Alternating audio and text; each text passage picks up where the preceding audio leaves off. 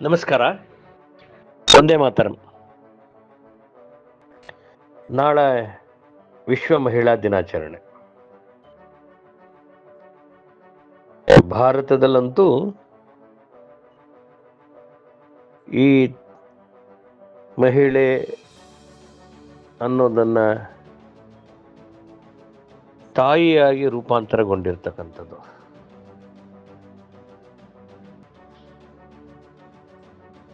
ಸಾಮಾನ್ಯವಾಗಿ ಭಾರತದ ಪರಿವೇಶದ ಒಳಗಡೆ ನೋಡಿದಾಗ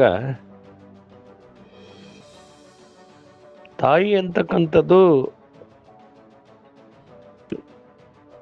ಜನನಿ ಅಂತಕ್ಕಂಥದ್ದು ಜನನಿ ಜನ್ಮಾದಪಿ ಗರೀಯಸಿ ಅಂತ. ಅಂದ್ರೆ ಜನ್ಮ ಕೊಟ್ಟಂತ ತಾಯಿ, ಜನ್ಮ ಕೊಟ್ಟಂತ ಭೂಮಿ ನಮಗೆ ಬಹಳ ದೊಡ್ಡದು ಅಂತಕ್ಕಂಥದನ್ನ ನಮ್ಮ ಪೂರ್ವಿಕರು ನಮಗೆ ತಿಳಿಸಿಕೊಟ್ಟಂಥದ್ದು. ಇವತ್ತಿನ ಭಾರತದ ಪರಿವೇಶದ ಒಳಗಡೆ ನೋಡಿದಾಗ ಅದು ಅತ್ಯಂತ ದುಃಖದಾಯಕವಾದಂಥ ನೋವಿನ ಸಂಗತಿ. ಅವತ್ತು ಏನು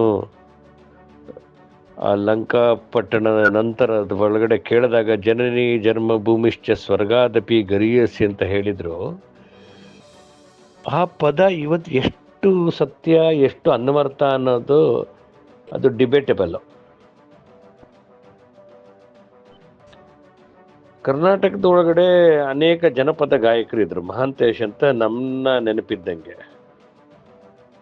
ಅವರೊಂದು ಹಾಡನ್ನು ಹೇಳ್ತಿದ್ರು, ತಾಯಿ ಸತ್ತ ಮೇಲೆ ತವರಿಗೆ ಎಂದು ಹೋಗಬಾರದವ್ವ ಅಂತ, ನಾಯಿಗಿಂತ ಕಡೆಯಾಗಿ ಹೋಯಿತು ನನ್ನ ಬಾಳ ಕೇಳವ ಅಂತೇಳಿ. ಈ ಹಾಡನ್ನ ಹೇಳ್ತಾ ಇದ್ದಂಗೆ ಆ ಕಾರ್ಯಕ್ರಮದಲ್ಲಿ ಇರುವಂತ ಹೆಣ್ಮಕ್ಳೆಲ್ಲ ಹಳಕ್ ಶುರು ಮಾಡೋರು. ಹಾಗೆ ಅವರು ಮುಂದುವರಿಸ್ತಾ ಬಡತನದ ಮನೆಯೊಳಗೆ ಹೆಣ್ಣು ಹುಟ್ಟಬಾರದವ್ವ ಅಂತ ಹಾಡು ಹೇಳ್ತಾ ಹೋಗೋರು. ಈ ಹಾಡು ಹೇಳ್ದಂಗಂತೂ ಜನ ಮತ್ತೆ ಕಣ್ಣೀರನ್ನ ಹಾಕೋರು. ಹೆಣ್ಣು ಬಡತನ ಒಂದಕ್ಕೆ ಅಂಡ್ಕೊಂಡು ಬಂದಂಥದ್ದು. ಯಾವ ಹೆಣ್ಣು ಜಗತ್ತಿನ ಒಳಗಡೆ, ಅದರಲ್ಲೂ ವಿಶೇಷವಾಗಿ ಭಾರತದ ಒಳಗಡೆ ಅತ್ಯಂತ ಪೂಜನೀಯ ಸ್ಥಾನ ನಮ್ಮ ಸಂಸ್ಕೃತಿ ಒಳಗಡೆ ಕೊಟ್ಟಿದೆ. ಅದರ ಇನ್ನೊಂದು ಮುಖದ ಅನಾವರಣ ಈ ಜನಪದ ಸಾಹಿತ್ಯದ ಒಳಗಡೆ ಕಂಡು ಬರ್ತಿರ್ತಕ್ಕಂಥದ್ದು. ಈ ಮಹಿಳಾ ದಿನಾಚರಣೆಯನ್ನ ನಾಳೆ ಜಗತ್ತಿನೆಲ್ಲೆಡೆ ಆಚರಣೆ ಮಾಡ್ತೇವೆ. ಖಂಡಿತವಾಗ್ಲೂ ಭಾರತದ ಇವತ್ತಿನ ಪ್ರಸ್ತುತ ಪರಿಸ್ಥಿತಿಗೆ ಅನುಗುಣವಾಗಿ ನಾವು ಯೋಚನೆ ಮಾಡಿದಾಗ ಪ್ರತಿಯೊಂದು ಮಹಿಳೆಯರೆಲ್ಲರೂ ಕೂಡ ಶ್ರೇಷ್ಠರಾಗಿರ್ತಾರೆ, ಗೌರವನ ಆಗಿರ್ತಾರೆ, ಎಲ್ಲ ಒಳ್ಳೆಯ ಗುಣಗಳು ತುಂಬಿರ್ತಕ್ಕಂಥ ಸಭ್ಯರೇ ಆಗಿರ್ತಕ್ಕ. ನಾವ್ಯಾರು ಕೂಡ ಆಕೆಯ ಸ್ವಾತಂತ್ರ್ಯ ಸಮಾನತೆ ಬಗ್ಗೆ ನಾವು ಏನು ಹೇಳ್ತಿರೋದಿಲ್ಲ. ಇವತ್ತು ಈ ಒಂದು ರಾಜಕೀಯ ರಂಗದಲ್ಲಂತೂ ಈ ಹೆಣ್ಣು ಮಕ್ಕಳ ವಿಚಾರದಲ್ಲಿ ಅತ್ಯಂತ ಕೆಟ್ಟದಾಗಿ ನಡ್ಕೊಂಡಿರ್ತಕ್ಕಂಥದ್ದು ನೂರಾರು ಉದಾಹರಣೆಗಳಿದ್ದಾವೆ. ಇವತ್ತು ನಾವು ಅಂತಾರಾಷ್ಟ್ರೀಯ ಮಹಿಳಾ ದಿನಾಚರಣೆ ಬಗ್ಗೆ ಮಾತಾಡ್ತೀವಿ. ಮಹಿಳೆ ಬಗ್ಗೆ ಇರ್ತಕ್ಕಂಥ ಧೋರಣೆ ನಿಜಕ್ಕೂ ಕಳವಳ ಮೂಡಿಸುವಂಥದ್ದು. ಅದು ಇರ್ರೆಸ್ಪೆಕ್ಟಿವ್ ಆಫ್ ಪೊಲಿಟಿಕಲ್ ಪಾರ್ಟಿ. ಇವತ್ತು ನಾವು ಸಾರ್ವಜನಿಕ ಜೀವನದಲ್ಲಿ ಇರ್ತಕ್ಕಂಥದ್ದು, ರಾಜಕೀಯದಲ್ಲಿ ಇರ್ತಕ್ಕಂಥ ಹೆಣ್ಮಕ್ಳುಗಳಂತೂ ಅಪವಾದ ಇಲ್ಲದೆ ಅವರು ಬದುಕಲಿಕ್ಕೆ ಸಾಧ್ಯನೇ ಇಲ್ಲ. ಈ ಅಪವಾದ ಯಾಕೆ ಬರುತ್ತೆ?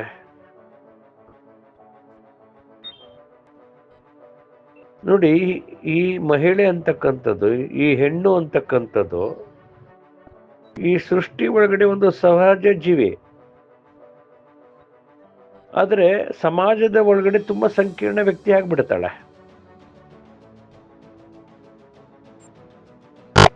ನಾವೆಲ್ಲರೂ ಕೂಡ ತಾಯಿ ಗರ್ಭದಿಂದನೇ ಹುಡ್ತೀವಿ. ನಾವು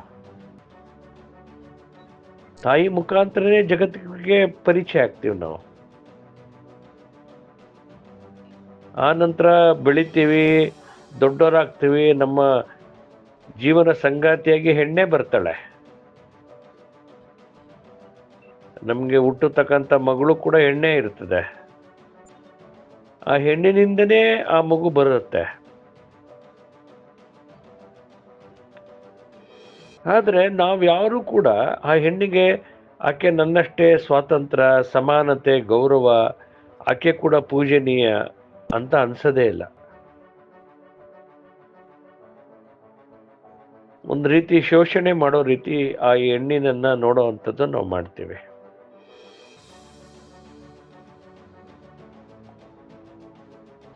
ಅಂದ್ರೆ ನಾನು ರಾಜಕೀಯದ ಕ್ಷೇತ್ರದಲ್ಲಿ ಕೆಲಸ ಮಾಡ್ತಿರೋದ್ರಿಂದ ಒಬ್ಬ ಹೆಣ್ಣನ್ನ ನಾವು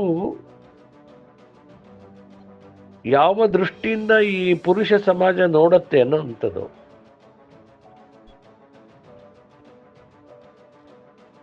ಆಕೆ ಯಾವನೋ ಒಬ್ಬನ ಜೊತೆ ಮಾತನಾಡ್ತಾಳೆ, ಮಾತನಾಡಿದ ಕೂಡಲೇ ಅಲ್ಲಿಗೆ ಒಂದು ಸಂಬಂಧವನ್ನ ಬೆಳೆಸ್ತಾರೆ. ಇಲ್ಲ ಇನ್ನು ಯಾವನೋ ಒಬ್ಬನ ಜೊತೆ ಅವಳು ಮಾತನಾಡೋದಿಲ್ಲ. ಅಂದ್ರೆ ನಮ್ಮ ಭಾರತೀಯ, ಅದರಲ್ಲೂ ವಿಶೇಷವಾಗಿ ಸಮಾಜದ ಬಗ್ಗೆ ಒಳಗಡೆ ಮಹಿಳೆಯರ ಬಗ್ಗೆ ಯಾವ ಮನಸ್ಥಿತಿ ನಾವು ತೆಗೆದುಕೊಂಡಿದ್ದೀವಿ ಅಂತೇಳಿ. ಇಷ್ಟೆಲ್ಲ ಶಿಕ್ಷಣ, ಇಷ್ಟೆಲ್ಲ ಉದ್ಯೋಗ, ಇಷ್ಟೆಲ್ಲ ಮಹಿಳಾ ಮೀಸಲಾತಿ ಎಲ್ಲವೂ ಕೊಟ್ಟ ನಂತರವೂ ಕೂಡ, ಇಷ್ಟೆಲ್ಲ ಜಾಗತೀಕರಣದ ನಂತರ ಕೂಡ ಜಗತ್ತಿನಲ್ಲಿ ಇಷ್ಟು ಸ್ಪರ್ಧಾತ್ಮಕ ಜೀವನ ನಡೆದಂತ ಕೂಡ ಇವತ್ತು ನಾವು ಮಹಿಳೆಯನ್ನ ಹೇಗೆ ನಡೆಸ್ಕೊಳ್ತೀವಿ?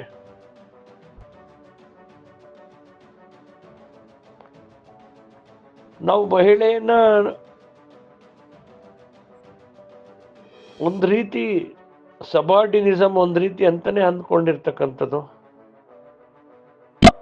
ಒಬ್ಬಳು ಹೆಣ್ಣಂದ್ರೆ ಅದು ಪ್ರಕೃತಿ, ನೇಚರ್. ಹೆಣ್ಣಂದ್ರೆ ಅದು ಸೌಂದರ್ಯ, ಬ್ಯೂಟಿ ಮಾತ್ರ ಅಲ್ಲ. ಹೆಣ್ಣಂದ್ರೆ ಅದು ಮಮತೆ ಅಂತ ಅದು ಕಂಪ್ಯಾಷನೇಟ್ ಮಾತ್ರ ಅಲ್ಲ. ಹೆಣ್ಣಂದ್ರೆ ಅವಳು ಪೂಜ್ಯ ಅಲ್ಲ. ಹೆಣ್ಣು ಮಾತ್ರ ಅಬಲೆಯಲ್ಲ. ಹೆಣ್ಣು ಮಾತ್ರ ಯಾವಾಗ್ಲೂ ಸಹನೆಯಿಂದ ಇರಬೇಕು. ಹೆಣ್ಣಂದ್ರೆ ಅದು ಭೋಗದ ವಸ್ತು. ಹೆಣ್ಣಿರೋದೇ ಗಂಡಿಗೋಸ್ಕರ. ಇಲ್ಲ, ಸುಳ್ಳದು. ಹೆಣ್ಣಂದ್ರೆ ನಿಮ್ಮಂತ ಒಂದು ಜೀವಿ ಅಂತ ನಾವು ಅನ್ಬಾರ್ದು. ಹೆಣ್ಣಂದ್ರೆ ನಮ್ಗೆ ತಾಯಿ ಆಗಿರ್ಬೋದು. ಹೆಣ್ಣಂದ್ರೆ ನಮ್ಗೆ ಒಂದು ಅಣ್ಣ ಅಕ್ಕ ತರ ಇರ್ಬೋದು. ಹೆಂಡತಿ ಅಂತ ಒಂದೇ ಅಂತಲ್ಲ. ಹೆಣ್ಣಂದ್ರೆ ಯಾವಾಗ್ಲೂ ಸ್ಯಾಂಕ್ಟಿಟಿ, ಕನ್ಯತ್ವ ಇರ್ಬೇಕು ಅವಳ ಹತ್ರ ಅಂತೇಳಿ. ಬೆಪ್ಪ, ಈ ದೈಹಿಕ ಭಿನ್ನತೆ, ಪವಿತ್ರತೆ, ಈ ಮುಖವಾಡ, ಈ ಗುಣಗಾಟ ಸಾಕು. ಹೆಣ್ಣಿಗೆ ಬೇಕಾಗಿರ್ತಕ್ಕಂಥದ್ದು ತೋರಿಕೆಯ ಗೌರವವಲ್ಲ. ನಿನ್ನ ಸಹನಾಭೂತಿ, ಅವಳಿಗೆ ಏನು ಮಾಡಬೇಕಾಗಿರುವಂತದ್ದು ಅವಶ್ಯಕತೆ ಇಲ್ಲ. ಅವಳ ಶೀಲ ಮಾತ್ರ ಇದು, ಮಿಕ್ಕಿದು ಅಶ್ಲೀಲ ಅಂತ ನೀನು ಭಾವಿಸ್ಬೇಡ. ನೀನು ಪ್ರೀತಿ, ಪ್ರೇಮ, ಪ್ರಣಯ, ಸಂಸಾರ, ಜಗಳ, ಗುದ್ದಾಟ ಎಲ್ಲದರ ನಂತರದ್ದು ಕೂಡ ಒಂದು ಸ್ವಾತಂತ್ರ್ಯ ಅಂತ ಹತ್ರ ಇದೆ. ಆ ಕೊಂಕು ನುಡಿಯೋದ್ ಬಿಡು. ಸಾರ್ವಜನಿಕ ಜೀವನದಲ್ಲಿ ಇವತ್ತು ಹೆಣ್ಣು ಬರುವಂಥದ್ದು ಕಷ್ಟ. ಇವತ್ತು ಆದರಣೀಯ ನರೇಂದ್ರ ಮೋದಿಯವರು ಈ ದೇಶದ ವಿದ್ಯಾವಂತ ಹೆಣ್ಣುಮಕ್ಕಳು ಸಾರ್ವಜನಿಕ ಜೀವನಕ್ಕೆ ಬರಬೇಕು ಅಂತ ಆಗ್ರಹ ಮಾಡಿರ್ತಕ್ಕಂಥದ್ದು. ಅವರಿಗೆ ಮೀಸಲಾತಿ ಕೊಡೋದ್ರ ಮುಖಾಂತರ, ಅವರಿಗೆ ಟಾಯ್ಲೆಟ್ ಕೊಡೋದ್ರ ಮುಖಾಂತರ, ಅವರಿಗೆ ನ್ಯಾಪ್ಕಿನ್ ಕೊಡೋದ್ರ ಮುಖಾಂತರ, ಬೇಟಿ ಬಚಾವ್ ಅನ್ನುವಂಥ ಮುಖಾಂತರ ಈ ದೇಶದಲ್ಲಿ ಹೆಣ್ಣನ್ನು ಸ್ವಾವಲಂಬಿಯಾಗಿ ಮಾಡುವಂಥ ಪ್ರಯತ್ನದಲ್ಲಿ ಆದರಣೀಯ ನರೇಂದ್ರ ಮೋದಿ ಅವರು ಯಶಸ್ಸಾಗಿದ್ದಾರೆ. ಆ ನಿಟ್ಟಿನಲ್ಲಿ ಇವತ್ತು ಭಾರತೀಯ ಜನತಾ ಪಾರ್ಟಿಯ ಕಾರ್ಯಕರ್ತರು ಇವತ್ತು ಹೆಣ್ಣು ಭೋಗದ ವಸ್ತು ಅಲ್ಲ,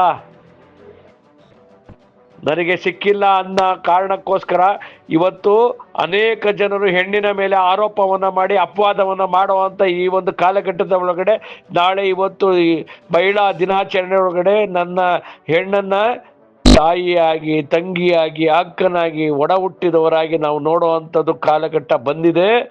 ನಮ್ಮ ಮನಸ್ಥಿತಿಯನ್ನು ಬದಲಾವಣೆ ಮಾಡಿಕೊಳ್ಳೋಣ, ಅದು ಇವತ್ತು ಅವಶ್ಯಕತೆ ಇದೆ. ನಮಸ್ಕಾರ.